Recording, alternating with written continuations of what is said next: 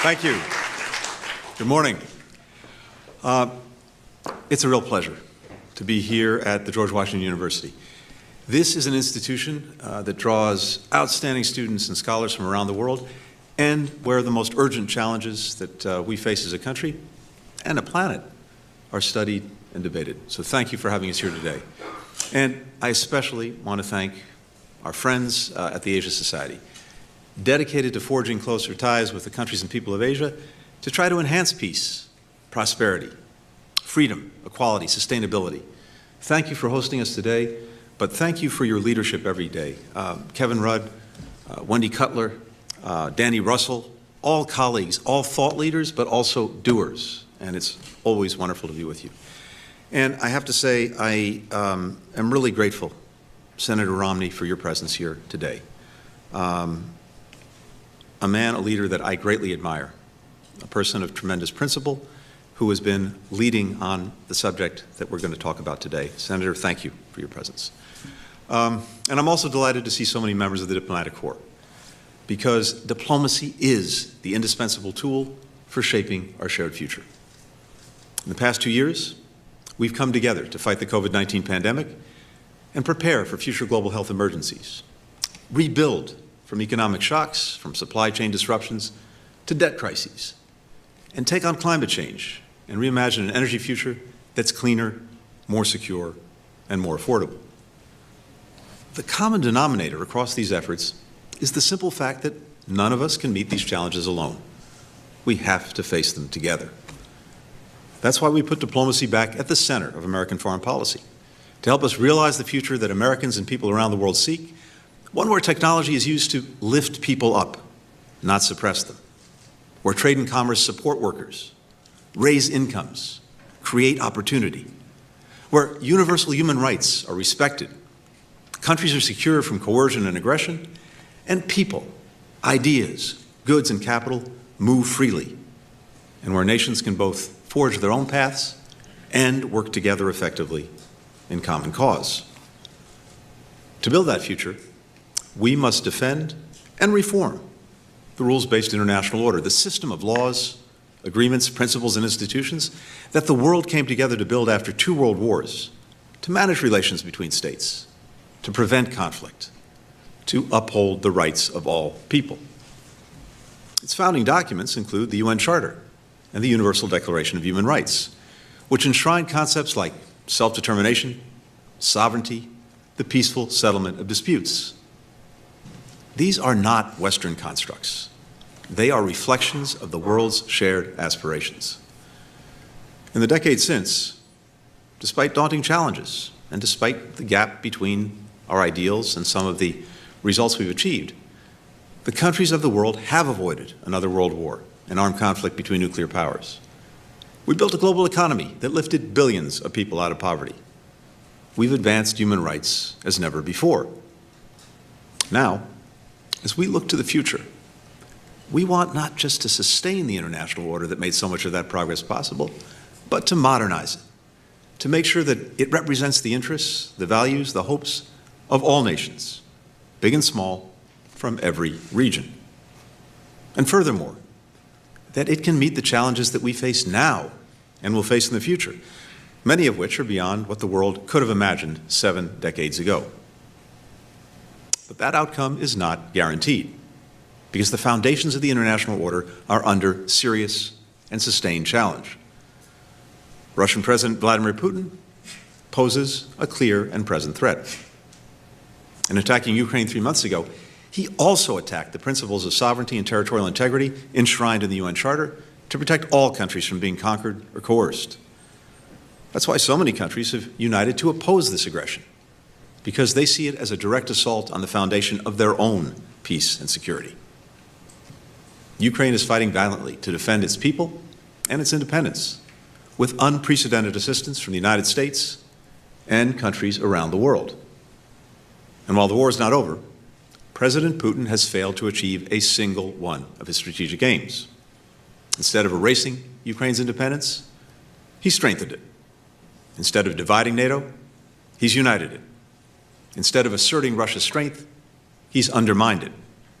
and instead of weakening the international order, he has brought countries together to defend it. Even as President Putin's war continues, we will remain focused on the most serious long-term challenge to the international order, and that's posed by the People's Republic of China.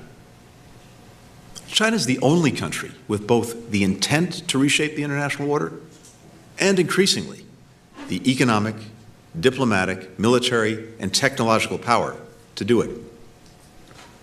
Beijing's vision would move us away from the universal values that have sustained so much of the world's progress over the past 75 years. China is also integral to the global economy and to our ability to solve challenges from climate to COVID. Put simply, the United States and China have to deal with each other for the foreseeable future. That's why this is one of the most complex and consequential relationships of any that we have in the world today. Over the last year, the Biden administration has developed and implemented a comprehensive strategy to harness our national strengths and our unmatched network of allies and partners to realize the future that we seek. We are not looking for conflict or a new Cold War. To the contrary, we're determined to avoid both. We don't seek to block China from its role as a major power, nor to stop China, or any other country for that matter, from growing their economy or advancing the interests of their people. But we will defend and strengthen the international law, agreements, principles, and institutions that maintain peace and security, protect the rights of individuals and sovereign nations, and make it possible for all countries, including the United States and China, to coexist and cooperate. Now, the China of today is very different from the China of 50 years ago, when President Nixon broke decades of strained relations to become the first U.S. president to visit the country. Then, China was isolated and struggling with widespread poverty and hunger. Now, China is a global power with extraordinary reach, influence, and ambition. It's the second largest economy, with world-class cities and public transportation networks. It's home to some of the world's largest tech companies, and it seeks to dominate the technologies and industries of the future. It's rapidly modernized its military and intends to become a top-tier fighting force with global reach. And it has announced its ambition to create a sphere of influence in the Indo-Pacific and to become the world's leading power. China's transformation is due to the talent, the ingenuity, the hard work of the Chinese people. It was also made possible by the stability and opportunity that the international order provides.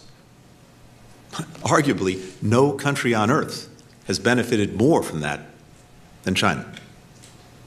But rather than using its power to reinforce and revitalize the laws, the agreements, the principles, the institutions that enabled its success so that other countries can benefit from them too, Beijing is undermining them. Under President Xi, the ruling Chinese Communist Party has become more repressive at home and more aggressive abroad. We see that in how Beijing has perfected mass surveillance within China and exported that technology to more than 80 countries. How it's advancing unlawful maritime claims in the South China Sea, undermining peace and security, freedom of navigation and commerce.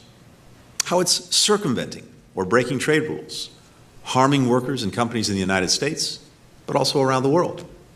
And how it purports to champion sovereignty and territorial integrity while standing with governments that brazenly violate them. Even while Russia was clearly mobilizing to invade Ukraine, President Xi and President Putin declared that the friendship between their countries was, and I quote, without limits. Just this week, as President Biden was visiting Japan, China and Russia conducted a strategic bomber patrol together in the region. Beijing's defense of President Putin's war to erase Ukraine's sovereignty and secure a sphere of influence in Europe should raise alarm bells for all of us who call the Indo-Pacific region home. For these reasons and more, this is a charged moment for the world. And at times like these, diplomacy is vital. It's how we make clear our profound concerns, better understand each other's perspective, and have no doubt about each other's intentions. We stand ready to increase our direct communication with Beijing across a full range of issues. And we hope that that can happen. But we cannot rely on Beijing to change its trajectory. So, we will shape the strategic environment around Beijing to advance our vision for an open, inclusive international system. President Biden believes this decade will be decisive. The actions that we take at home and with countries worldwide will determine whether our shared vision of the future will be realized. To succeed in this decisive decade, the Biden administration's strategy can be summed up in 3 words: invest, align, compete. We will invest in the foundations of our strength here at home, our competitiveness, our innovation, our democracy. We will align our efforts with our network of allies and partners, acting with common purpose and in common cause. And harnessing these 2 key assets, we'll compete with China to defend our interests and build our vision for the future. We take on this challenge with confidence. Our country is endowed with many strengths. We have peaceful neighbors, a diverse and growing population, abundant resources, the world's reserve currency, the most powerful military on earth, and a thriving culture of innovation and entrepreneurship that, for example, produced multiple effective vaccines, now protecting people worldwide from COVID-19. And our open society, at its best, attracts flows of talent and investment and has time-tested capacity for reinvention, rooted in our democracy, empowering us to meet whatever challenges we face. First, on investing in our strength. After the Second World War, as we and our partners were building the rules-based order, our federal government was also making strategic investments in scientific research, education, infrastructure, our workforce, creating millions of middle-class jobs and decades of prosperity and technology leadership. But we took those foundations for granted, and so it's time to get back to basics. The Biden administration is making far-reaching investments in our core sources of national strength, starting with a modern industrial strategy to sustain and expand our economic and technological influence, make our economy and supply chains more resilient, sharpen our competitive edge.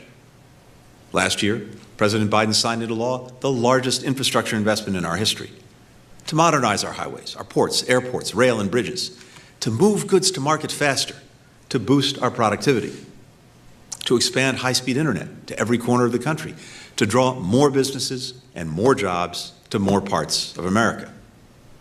We're making strategic investments in education and worker training so that American workers, the best in the world, can design, build, and operate the technologies of the future. Because our industrial strategy centers on technology, we want to invest in research, development, advanced manufacturing. 60 years ago, our government spent more than twice as much on research as a percentage of our economy as we do now. Investments that in turn catalyzed private sector innovation. It's how we won the space race, invented the semiconductor, built the internet. We used to rank first in the world in R&D as a proportion of our GDP. Now, we're 9th. Meanwhile, China has risen from 8th place to 2nd. With bipartisan congressional support, we'll reverse these trends and make historic investments in research and innovation, including in fields like artificial intelligence, biotechnology, quantum computing. These are areas that Beijing is determined to lead. But given America's advantages, the competition is ours to lose, not only in terms of developing new technologies, but also in shaping how they're used around the world so that they're rooted in democratic values, not authoritarian ones. With the leadership of Senator Romney and others, the House and Senate have passed bills to support this agenda, including billions to produce semiconductors here and to strengthen other critical supply chains. Now, we need Congress to send the legislation to the President for his signature. We can get this done, and it can't wait. Supply chains are moving now, and if we don't draw them here, they'll be established somewhere else. As President Biden has said, the Chinese Communist Party is lobbying against this legislation because there's no better way to enhance our global standing and influence than to deliver on our domestic renewal. These investments will not only make America stronger, they'll make us a stronger partner and ally as well. One of the most powerful, even magical things about the United States is that we've long been a destination for talented, driven people from every part of the planet. That includes millions of students from China who've enriched our communities and forged lifelong bonds with Americans. Last year, despite the pandemic, we issued more than 100,000 visas to Chinese students in just 4 months, our highest rate ever. We're thrilled that they've chosen to study in the United States. We're lucky to have them.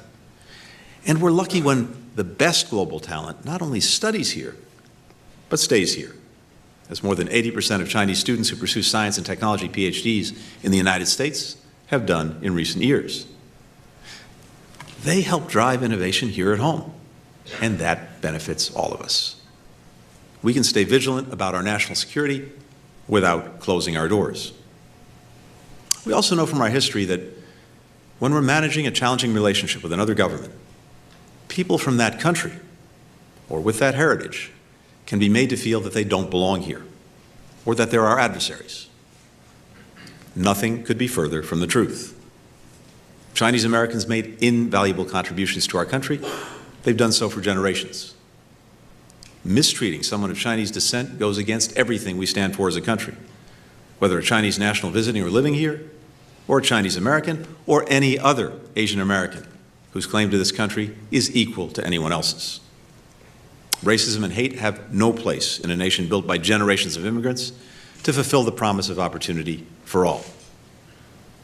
We have profound differences with the Chinese Communist Party and the Chinese government, but those differences are between governments and systems, not between our people.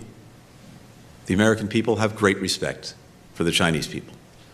We respect their achievements, their history, their culture. We deeply value the ties of family and friendship that connect us. And we sincerely wish for our governments to work together on issues that matter to their lives and to the lives of Americans, and for that matter, the lives of people around the world. There's another core source of national strength that we'll be relying on in this decisive decade: our democracy. 100 years ago, if asked what constitutes the wealth of a nation, we might list the expanse of our land, the size of our population, the strength of our military, the abundance of our natural resources. And thankfully, we're still wealthy in all of those attributes. But more than ever in this 21st century, the true wealth of a nation is found in our people, our human resources, and our ability to unleash their full potential. We do that with our democratic system. We debate, we argue, we disagree, we challenge each other, including our elected leaders. We deal with our deficiencies openly. We don't pretend they don't exist or sweep them under the rug. And though progress can feel painfully slow, it can be difficult and ugly, by and large, we consistently work toward a society where people from all backgrounds can flourish, guided by national values that unite, motivate, and uplift us. We're not perfect, but at our best, we always strive to be, in the words of our Constitution, a more perfect union. Our democracy is designed to make that happen. That's what the American people and the American model offer, and it's one of the most powerful assets in this contest. Now, Beijing believes that its model is the better one, that a party-led, centralized system is more efficient, less messy, ultimately superior to democracy. We do not seek to transform China's political system. Our task is to prove once again that democracy can meet urgent challenges, create opportunity, advance human dignity, that the future belongs to those who believe in freedom, and that all countries will be free to chart their own paths without coercion. The second piece of our strategy is aligning with our allies and partners to advance a shared vision for the future. From day one, the Biden administration has worked to re-energize America's unmatched network of alliances and partnerships and to re-engage in international institutions. We're encouraging partners to work with each other and through regional and global organizations. And we're standing up new coalitions to deliver for our people and meet the tests of the century ahead. Nowhere is this more true than in the Indo-Pacific region, where our relationships, including our treaty alliances, are among our strongest in the world. The United States shares the vision that countries and people across the region hold one of a free and open Indo-Pacific where rules are developed transparently and applied fairly, where countries are free to make their own sovereign decisions, where goods, ideas, and people flow freely across land, sky, cyberspace, the open seas, and governance is responsive to the people. President Biden reinforced these priorities this week with his trip to the region, where he reaffirmed our vital security alliances with South Korea and Japan and deepened our economic and technology cooperation with both countries. He launched the Indo-Pacific Economic Framework for Prosperity, a first-of-its-kind initiative for the region. It will, in the President's words, help all our countries' economies grow faster and fairer. IPEF, as we call it, renews American economic leadership, but adapts it for the 21st century by addressing cutting-edge issues like the digital economy, supply chains, clean energy infrastructure, and corruption. A dozen countries, including India, have already joined. Together, IPEF members make up more than a third of the global economy. The President also took part in the Leaders' Summit of the Quad countries, Australia, Japan, India, the United States. The Quad never met at the leader level before President Biden took office. Since he convened the first leaders' meeting last year, the Quad has held 4 summits. It's become a leading regional team. This week, it launched a new Indo-Pacific Partnership for Maritime Domain Awareness, so our partners across the region can better monitor the waters near their shores to address illegal fishing and protect their maritime rights and their sovereignty. We're reinvigorating our cooperation with ASEAN. Earlier this month, we hosted the U.S.-ASEAN Summit to take on urgent issues like public health and the climate crisis together. This week, 7 ASEAN countries became founding members of the Indo-Pacific Economic Framework. And we're building bridges among our Indo-Pacific and European partners, including by inviting Asian allies to the NATO Summit in Madrid next month. We're enhancing peace and stability in the Indo-Pacific, for example, with the new security partnership between Australia, the United Kingdom, and the United States, known as AUKUS. And we're helping countries in the region and around the world defeat COVID-19. To date, the United States has provided nearly $20 billion to the global pandemic response. That includes more than 540 million doses of safe and effective vaccines donated, not sold, with no political strings attached, on our way to 1.2 billion doses worldwide. And we're coordinating with a group of 19 countries in a global action plan to get shots into arms. As a result of all of this diplomacy, we are more aligned with partners across the Indo-Pacific, and we're working in a more coordinated way toward our shared goals. We've also deepened our alignment across the Atlantic. We launched the U.S.-EU Trade and Technology Council last year, marshaling the combined weight of nearly 50% of the world's GDP.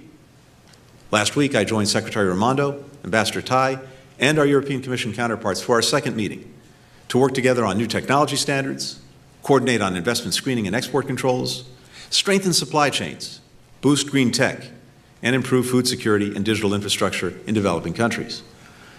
Meanwhile, we and our European partners set aside 17 years of litigation about aircraft. Now, instead of arguing with each other, we're working to secure a level playing field for our companies and workers in that sector. Similarly, we worked with the European Union and others to resolve a dispute on steel and aluminum imports. And now we're coming together around a shared vision on higher climate standards and protecting our workers and industries from Beijing's deliberate efforts to distort the market to its advantage. We're partnering with the European Union to protect our citizens' privacy while strengthening a shared digital economy that depends on vast flows of data. With the G20, we reached a landmark deal on a global minimum tax to halt the race to the bottom, make sure that big corporations pay their fair share, and give countries even more resources to invest in their people. More than 130 countries have signed on so far. We and our G7 partners are pursuing a coordinated, high standard and transparent approach to meet the enormous infrastructure needs in developing countries. We've convened global summits on defeating COVID-19 and renewing global democracy, and rejoined the UN Human Rights Council and the WHO, the World Health Organization. And at a moment of great testing, we and our allies have re-energized NATO, which is now as strong as ever. These actions are all aimed at defending and, as necessary, reforming the rules-based order that should benefit all nations. We want to lead a race to the top on tech, on climate, infrastructure, global health, and inclusive economic growth. And we want to strengthen a system in which as many countries as possible can come together to cooperate effectively, resolve differences peacefully, write their own futures as sovereign equals. Our diplomacy is based on partnership and respect for each other's interests. We don't expect every country to have the exact same assessment of China as we do. We know that many countries, including the United States, have vital economic or people-to-people ties with China that they want to preserve. This is not about forcing countries to choose, it's about giving them a choice. So that, for example, the only option isn't an opaque investment that leaves countries in debt, stokes corruption, harms the environment, fails to create local jobs or growth, and compromises countries' exercise of their sovereignty. We've heard firsthand about buyer's remorse that these deals can leave behind. At every step, we're consulting with our partners, listening to them, taking their concerns to heart, building solutions that address their unique challenges and priorities. There is growing convergence about the need to approach relations with Beijing with more realism. Many of our partners already know from painful experience how Beijing can come down hard when they make choices that it dislikes. Like last spring, when Beijing cut off Chinese students and tourists from traveling to Australia and imposed an 80% tariff on Australian barley exports because Australia's government called for an independent inquiry into COVID's origin. Or last November, when Chinese Coast Guard vessels used water cannons to stop a resupply of a Philippine Navy ship in the South China Sea. Actions like these remind the world of how Beijing can retaliate against perceived opposition. There's another area of alignment we share with our allies and partners: human rights. The United States stands with countries and people around the world against the genocide and crimes against humanity happening in the Xinjiang region, where more than 1 million people have been placed in detention camps because of their ethnic and religious identity. We stand together on Tibet, where the authorities continue to wage a brutal campaign against Tibetans and their culture, language, and religious traditions. And in Hong Kong, where the Chinese Communist Party has imposed harsh anti-democratic measures under the guise of national security. Now, Beijing insists that these are somehow internal matters that others have no right to raise. That is wrong. Its treatment of ethnic and religious minorities in Xinjiang and Tibet, along with many other actions, go against the core tenets of the UN Charter that Beijing constantly cites and the Universal Declaration of Human Rights that all countries are meant to adhere to. Beijing's quashing of freedom in Hong Kong violates its handover commitments enshrined in a treaty deposited at the United Nations. We'll continue to raise these issues and call for change, not to stand against China, but to stand up for peace, security, and human dignity. That brings us to the third element of our strategy. Thanks to increased investments at home and greater alignment with allies and partners, we are well positioned to outcompete China in key areas. For example, Beijing wants to put itself at the center of global innovation and manufacturing, increase other countries' technological dependence, and then use that dependence to impose its foreign policy preferences. And Beijing is going to great lengths to win this contest.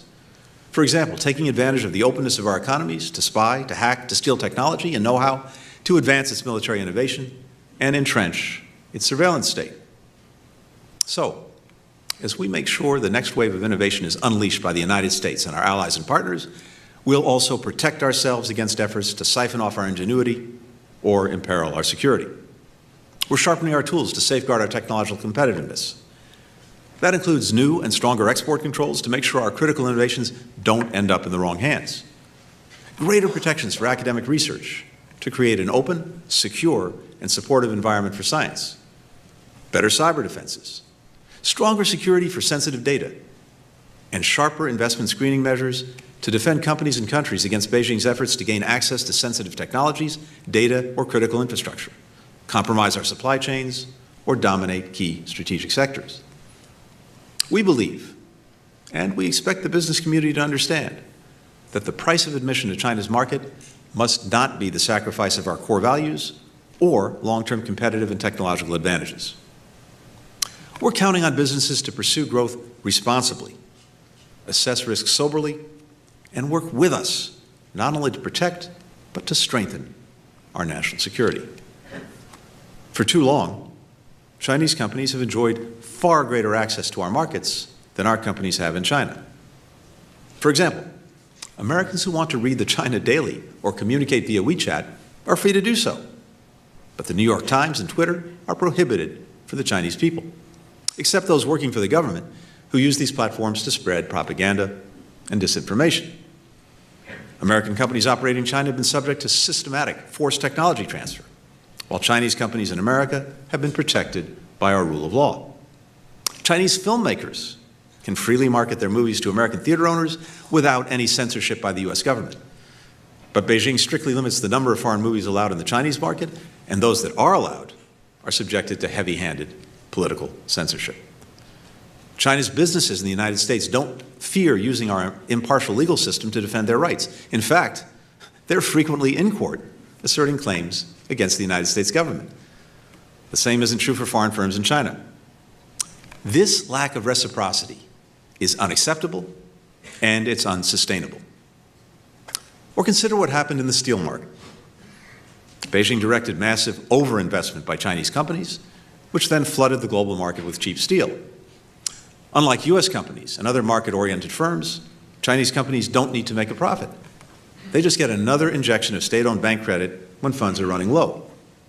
Plus, they do little to control pollution or protect the rights of their workers, which also keeps costs down. As a consequence, China now accounts for more than half of global steel production, driving U.S. companies as well as factories in India, Mexico, Indonesia, Europe, and elsewhere out of the market. We've seen the same model when it comes to solar panels, electric car batteries, key sectors of the 21st century economy that we cannot allow to become completely dependent on China. Economic manipulations like these have cost American workers millions of jobs, and they've harmed the workers and firms of countries around the world. We will push back on market-distorting policies and practices like subsidies and market access barriers, which China's government has used for years to gain competitive advantage. We'll boost supply chain security and resilience by reshoring production or sourcing materials from other countries in sensitive sectors like pharmaceuticals and critical minerals so that we're not dependent on any one supplier. We'll stand together with others against economic coercion and intimidation. And we will work to ensure that U.S. companies don't engage in commerce that facilitates or benefits from human rights abuses, including forced labor. In short, we'll fight for American workers and industry with every tool we have, just as we know that our partners will fight for their workers. The United States does not want to sever China's economy from ours or from the global economy, though Beijing, despite its rhetoric, is pursuing asymmetric decoupling, seeking to make China less dependent on the world and the world more dependent on China. For our part, we want trade and investment, as long as they're fair and don't jeopardize our national security.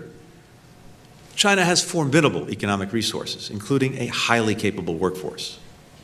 We're confident that our workers, our companies, will compete successfully, and we welcome that competition on a level playing field. So, as we push back responsibly on unfair technology and economic practices, we'll work to maintain economic and people-to-people ties connecting the United States and China, consistent with our interests and our values. Beijing may not be willing to change its behavior, but if it takes concrete action to address the concerns that we and many other countries have voiced, we will respond positively. Competition need not lead to conflict. We do not seek it. We will work to avoid it. But we will defend our interests against any threat. To that end, President Biden has instructed the Department of Defense to hold China as its pacing challenge to ensure that our military stays ahead. We'll seek to preserve peace through a new approach that we call integrated deterrence, bringing in allies and partners, working across the conventional, the nuclear, space, and informational domains, drawing on our reinforcing strengths in economics, in technology, and in diplomacy. The administration is shifting our military investments away from platforms that were designed for the conflicts of the 20th century toward asymmetric systems that are longer range, harder to find, easier to move. We're developing new concepts to guide how we conduct military operations. And we're diversifying our force posture and global footprint, fortifying our networks, critical civilian infrastructure, and space-based capabilities. We'll help our allies and partners in the region with their own asymmetric capabilities, too. We'll continue to oppose Beijing's aggressive and unlawful activities in the South and East China Seas. Nearly 6 years ago, an international tribunal found that Beijing's claims in the South China Sea have no basis in international law. We'll support the region's coastal states in upholding their maritime rights. We'll work with allies and partners to uphold freedom of navigation and overflight, which has enabled the region's prosperity for decades. And we'll continue to fly and sail wherever international law allows. On Taiwan, our approach has been consistent across decades and administrations. As the President has said, our policy has not changed. The United States remains committed to our One China policy, which is guided by the Taiwan Relations Act, the 3 joint communiques, the 6 assurances. We oppose any unilateral changes to the status quo from either side. We do not support Taiwan independence, and we expect cross-strait differences to be resolved by peaceful means. We continue to have an abiding interest in peace and stability across the Taiwan Strait. We'll continue to uphold our commitments under the Taiwan Relations Act to assist Taiwan in maintaining a sufficient self-defense capability and, as indicated in the TRA, to maintain our capacity to resist any resort to force or other forms of coercion that would jeopardize our security or the social or economic system of Taiwan. We enjoy a strong unofficial relationship with Taiwan, a vibrant democracy and leading economy in the region. We'll continue to expand our cooperation with Taiwan on our many shared interests and values, support Taiwan's meaningful participation in the international community, deepen our economic ties consistent with our One China policy. While our policy has not changed, what has changed is Beijing's growing coercion, like trying to cut off Taiwan's relations with countries around the world and blocking it from participating in international organizations. And Beijing has engaged in increasingly provocative rhetoric and activity, like flying PLA aircraft near Taiwan on an almost daily basis. These words and actions are deeply destabilizing. They risk miscalculation and threaten the peace and stability of the Taiwan Strait. As we saw from the President's discussions with allies and partners in the Indo-Pacific, maintaining peace and stability across the Strait is not just a U.S. interest. It is a matter of international concern, critical to regional and global security and prosperity. As President Biden likes to say, the only conflict worse than an intended one is an unintended one. We'll manage this relationship responsibly to prevent that from happening. We've prioritized crisis communications and risk reduction measures with Beijing. And on this issue and every other, we remain committed to intense diplomacy alongside intense competition. Even as we invest, align, and compete, we'll work together with Beijing where our interests come together. We can't let the disagreements that divide us stop us from moving forward on the priorities that demand that we work together for the good of our people and for the good of the world. That starts with climate. China and the United States had years of stalemate on climate, which gridlocked the world, but also periods of progress which galvanized the world. The Climate Diplomacy Channel, launched in 2013 between China and the United States, unleashed global momentum that produced the Paris Agreement. Last year at COP26, the world's hopes were buoyed when the United States and China issued our Glasgow Joint Declaration to work together to address emissions from methane to coal. Climate is not about ideology. It's about math. There's simply no way to solve climate change without China's leadership, the country that produces 28% of global emissions. The International Energy Agency has made clear that if China sticks with its current plan and does not peak its emissions until 2030, then the rest of the world's must go to zero by 2035. And that's simply not possible. Today, about 20 nations are responsible for 80% of emissions. China's number 1, the United States is number 2. Unless we all do much more, much faster, the financial and human cost will be catastrophic. Plus, competing on clean energy and climate policy can produce results that benefit everyone. The progress that the United States and China make together, including through the working group established by the Glasgow Declaration, is vital to our success in avoiding the worst consequences of this crisis. I urge China to join us in accelerating the pace of these shared efforts. Likewise, on the COVID-19 pandemic, our fates are linked, and our hearts go out to the Chinese people as they deal with this latest wave. We've been through our own deeply painful ordeal with COVID. That's why we're so convinced that all countries need to work together to vaccinate the world, not in exchange for favors or political concessions, but for the simple reason that no country will be safe until all are safe. And all nations must transparently share data and samples and provide access to experts for new variants and emerging and re-emerging pathogens to prevent the next pandemic, even as we fight the current one. On non-proliferation and arms control, it's in all of our interests to uphold the rules, the norms, the treaties that have reduced the spread of weapons of mass destruction. China and the United States must keep working together and with other countries to address Iran and North Korea's nuclear programs. And we remain ready to discuss directly with Beijing our respective responsibilities as nuclear powers. To counter illegal and illicit narcotics, especially synthetic opioids like fentanyl that killed more than 100,000 Americans last year, we want to work with China to stop international drug trafficking organizations from getting precursor chemicals, many of which originate in China. As a global food crisis threatens people worldwide, we look to China, a country that's achieved great things in agriculture, to help with the global response. Last week at the United Nations, the United States convened a meeting of foreign ministers to strengthen global food security. We extended an invitation to China to join. We'll continue to do so. And as the world's economy recovers from the devastation of the pandemic, global macroeconomic coordination between the United States and China is key through the G20, the IMF, other venues, and of course, bilaterally. That comes with the territory of being the world's two largest economies. In short, we'll engage constructively with China wherever we can, not as a favor to us or anyone else, and never in exchange from walking away from our principles, but because working together to solve great challenges is what the world expects from great powers, and because it's directly in our interests. No country should withhold progress on existential transnational issues because of bilateral differences. The scale and the scope of the challenge posed by the People's Republic of China will test American diplomacy like nothing we've seen before. I'm determined to give the State Department and our diplomats the tools that they need to meet this challenge head-on as part of my modernization agenda. This includes building a China House, a department-wide integrated team that will coordinate and implement our policy across issues and regions, working with Congress as needed. And here, I must mention an outstanding team at our embassy in Beijing and our consulates across China, led by Ambassador Nick Burns. They do exceptional work every day, and many have been doing their jobs in recent weeks through these intense COVID lockdowns. Despite extreme conditions, they persisted. We're grateful for this terrific team.